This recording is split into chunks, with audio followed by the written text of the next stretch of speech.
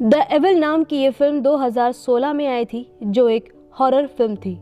इस फिल्म का total duration है 1 घंटा 30 मिनट और IMDb पर फिल्म को 4.9 की रेटिंग मिली है। इस फिल्म को जेसन विलियम ली ने डायरेक्ट किया है और मेन लीड में है डेब्स हॉवर्ड, डेनी ज़ेपरोज़न और बेहताज फैजली।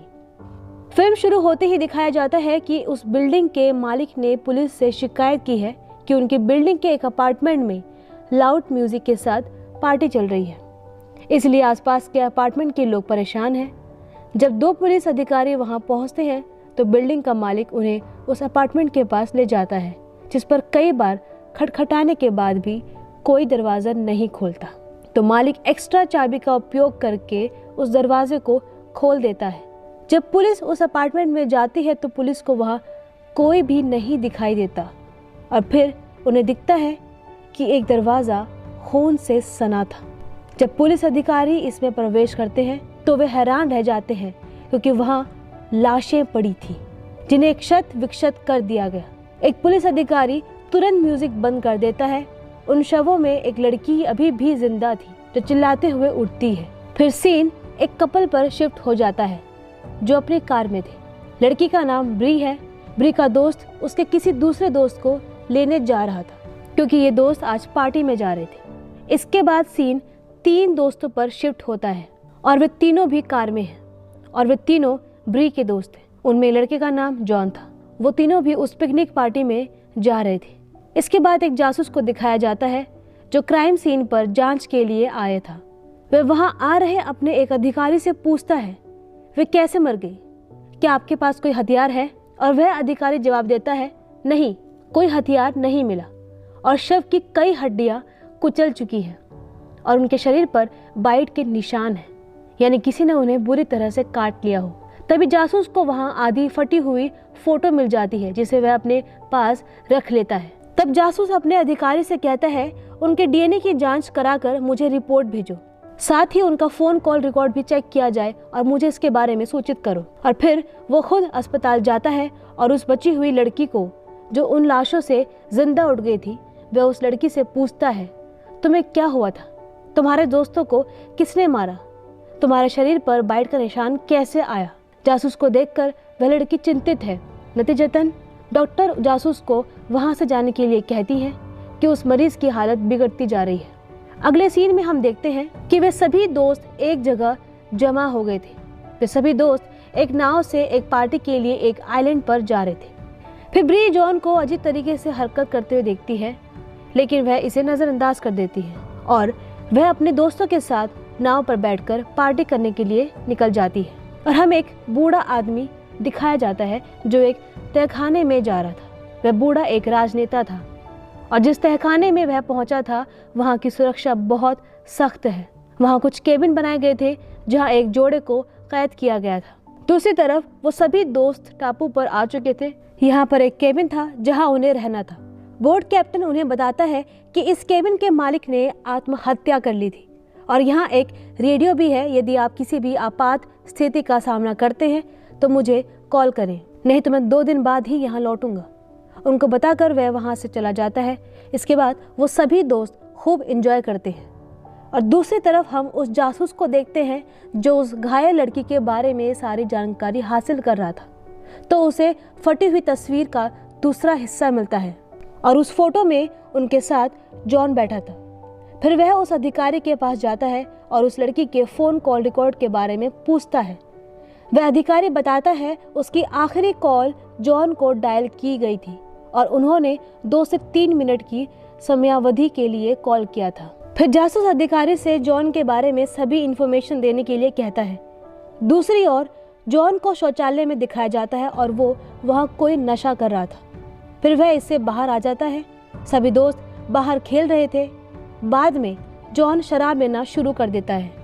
अब जॉन खुद ड्रग ले रहा था। वह अपने पुरुष मित्र को भी ड्रग्स का एक पैकेट भी देता है और दूसरी तरफ पुलिस अधिकारी को जॉन के बारे में जानकारी मिल गई थी और वह कॉल के जरिए जासूस को सारी जानकारी पहुंचा रहा था। वो बताता है कि जॉन अभी 21 साल का है। इसके बावजूद वह 2 बार जेल जा चुका था और वह छोटी छोटी बातों पर गुस्सा हो जाता है। वह एक आक्रामक व्यक्ति है और वो ड्रग और मादक ड्रिंक्स का बहुत आदी है और उसे ड्रग लेने के अपराध में गिरफ्तार भी किया जा चुका है। अब यहाँ जॉन के बारे में बहुत सी नेगेटिव बातों का खुलासा होता है, जिसमें यही समझ आता है कि जो भी मुद्दे हैं कहीं ना कहीं जॉन का उनसे ताल्लुक जरूर है। यहाँ उनके बारे में एक और तथ्य सामने आया है कि 16 साल की उम्र में गुस्से में उसने अपने सौतेले पिता का सिर बल्ले से कुचल दिया था और यही कारण है कि उन्हें मनोरोग अस्पताल भेजा गया था। वहाँ उसका 6 महीने तक इलाज चल रहा था। फिर वह ठीक हो गया और उसके बाद जासूस कहता है ठीक है, लेकिन जॉन के बारे में और अधिक जांच करें, हो सकता है कि हमें और अधिक क्लू मिल जाए। दूसरी ओर वहाँ सभी दोस्त मिलकर नशा कर रहे हैं। अब ब्री को यह सब अच्छा महसूस नहीं हो रहा था, इसलिए वह फ्रेश होने के लिए बाहर आती है। तभी उसका करीबी दोस्त वहां आकर उसे रिलैक्स फील कराता है। वह वहां आकर उसे प्रपोज भी करता है। ब्री इस पर खुश हो जाती है और अगले सीन में फिर उस जोड़े को दिखाया जाता है जिसे एक केबिन में कैद कर लिया गया था। उनका व्यवहार धीरे धीरे आक्रामक हो गया था। अब सुरक्षा गार्ड उन्हें देख रहा था कि वो आक्रामक हो रहा है, लेकिन वह कुछ भी नहीं करता। बाद में इसे मॉनिटर स्क्रीन पर दिखाया जाता है तो पता चलता है कि वहां पर कई ऐसे कपल हैं जो कैबिन में कैद हैं और वे आक्रामक भी हो रहे हैं और वह राजनेता इसे देखकर रोमांचित महसूस कर रहा था। फिर सीन वापस उन दोस्तों पर आता है जो पार्टी कर रहे थे। उनमें से एक लड़के ने नोटिस किया कि जॉन की दोस्त कमरे में बैठकर रो रही है और तब वह लड़का जॉन के मित्र से पूछता है, क्या हुआ, सब ठीक तो है ना, तुम रो क्यों रही हो और तुम बाहर क्यों नहीं आ रहे हो? उस पर वो लड़की जवाब देती है, आई लाइक यू, ना कि जॉन को। फिर वह लड़का जॉन के दोस्त को रिलैक्स करता है। उसी समय उन्हें दरवाजे के खुलने की आवाज़ सुनाई देती है। तभी जॉन की दोस्त रूम से बाहर आकर कुछ इस तरह रिएक्ट करती है जैसे कुछ हुआ ही नहीं, जैसे वह अपने दोस्तों के पास जा रही है। इसके बाद जॉन उस कमरे में आता है और उसे थोड़ा शक होने लगता है और उनका पुरुष मित्र वहीं छिपा हुआ था। फिर जॉन उसे देखे बिना शौचालय में चला जाता है। शौचालय से बाहर आते हुए वह अपने मेल दोस्त को बाहर जाते समय देख लेता है, इसलिए वह अपनी महिला मित्र पर बहुत गुस्सा हो जाता है। इसलिए वह फिर से आक्रामक होने लगता है। जॉन के मेल मित्र ने उससे पूछा, क्या तुम ठीक हो? जॉन इस पर जवाब देता है, हाँ मैं ठीक हूँ। बाद में वे दोनों अपने दोस्त के पास आ जाते हैं और जॉन महसूस कर रहा था जैसे उसके सभी दोस्त उस पर हंस रहे हैं और उसको सभी के चेहरे अजीब लग रहे थे। तो जॉन अपनी उसी पुरुष मित्र को घूसा मारता है जो उसकी महिला मित्र के कमरे से बाहर आया था। ब्री यहाँ जॉन को रिलैक्स करने की कोशिश करती है और जब वह उसकी आंखों में देखती है तो वह डर जाती है क्योंकि उसकी आंखें खून के रंग की तरह लाल हो गई थी। ऐसा लग रहा था जैसे उसकी आंखों में खून उतर आया हो। वे सभी लोग उसको काम डाउन करते हैं, लेकिन वह तुरंत जंगल में चला जाता है। तभी उसकी महिला मित्र भी उसे शांत करने के लिए उसके पीछे दौड़ती है और बाकी के 4 दोस्त घर के अंदर आ जाते हैं। फिर सभी उस पुरुष मित्र से पूछते हैं कि तुमने वास्तव में क्या किया कि वह तुम्हें घूंसे मारने लगा। वह ये कहते हुए मना करता है, मैंने कुछ नहीं किया। फिर ब्री का दोस्त जॉन और महिला मित्र की तलाश में मशाल लेकर जंगल में जाता है। अब अगले सीन में दूसरी तरफ हम देखते हैं कि जासूस उस घायल लड़की के पास आकर जांच कर रहा है कि क्या हुआ था उस दिन। उस पर वह लड़की कहती है, मेरे दोस्तों ने मुझ पर हमला किया था। फिर जासूस पूछता है, उन्होंने ऐसा क्यों किया? वह लड़की इस पर कोई प्रतिक्रिया नहीं देती और वह डर कर रोने लगती है। जब वह जासूस डॉक्टर को बुलाने के लिए निकलने लगता है तो उस लड़की को खून की उल्टी हो जाती है और उसकी उल्टी में उसकी महिला मित्र की कटी हुई उंगली थी। यह देखकर वह जासूस बेसुध हो जाता है। सीन फिर से जंगल में आता है जहाँ फिर उनका वही दोस्त उन्हें खोजने के लिए जंगल में चला जाता है। अचानक वह ब्री के दोस्त के चिल्लाने की आवाज़ सुनता है। फिर वह लड़का दौड़कर उनके पास जाता है जहाँ वे जॉन के महिला मित्र से मिलते हैं जो बहुत ज़्यादा घायल हो गई थी। फिर वे दोनों उसे वहाँ से उठाकर वापस लाते हैं। ब्री रेडियो के माध्यम से नाव के कप्तान से संपर्क करने का प्रयास करती है, लेकिन वह पब में बैठकर शराब पी रही थी। तब वे लोग जॉन की दोस्त के घाव से बहते खून को रोकने की कोशिश कर रहे थे। वे सभी डरे और सहमे हुए हैं। उन्हें अचानक एक आवाज़ सुनाई देती है। फिर ब्री का दोस्त चेकिंग के लिए जाता है। वो देखता है वहाँ जॉन था जो वहाँ एक ज़ॉम्बी की तरह खड़ा था। अचानक वह अपने दोस्तों पर हमला करता है। फिर वे झट से दरवाज़ा बंद कर लेते हैं। इसके कारण जॉन प्रवेश नहीं कर सकता। तब उनकी एक महिला मित्र की हालत खराब होने लगती है और उसकी आंखें भी खून के रंग में बदल जाती हैं। उसे यह भी लग रहा था कि उसके सभी दोस्त उस पर हंस रहे हैं और वे अजीब फेस बना रहे हैं। इसी बीच जॉन की दूसरी दोस्त उठकर उस महिला पर हमला कर देती है और वह उसके गले पर काटने के बाद उसका शिकार करती है। इसके बाद वह अपने बाकी दोस्तों पर भी हमला करती है। फिर उसका पुरुष मित्र उस पर हथौड़े से हमला करता है और वह उसे इतने जोर से मारता है कि वह मर जाती है। साथ ही अब उनके पुरुष मित्र की हालत बिगड़ती जा रही है। उसकी आंखें भी लाल हो गई हैं क्योंकि उसकी आंखों में खून उतर आया था और वह भी वही देख रहा था जो दूसरे देख रहे थे।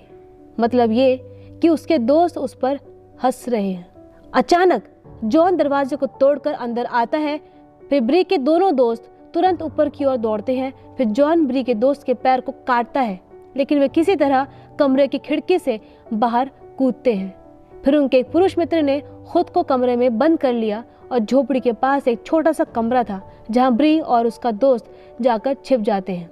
सीन शिफ्ट होता है और हम देखते हैं कि केबिन में मौजूद आदमी ने अपनी पत्नी को काट काट कर खा लिया था और वह आदमी भी अपना आपा खो बैठा था।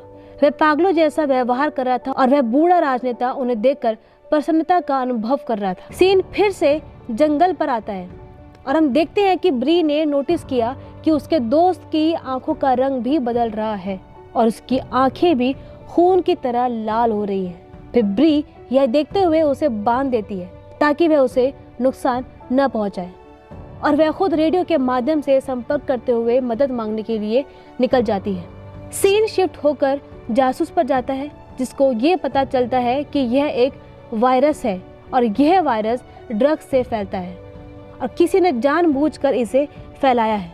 इसका संक्रमण इंसान पर कुछ देर तक बना रहता है, लेकिन यह वायरस इतना खतरनाक है कि इंसान को जानवर बना सकता है।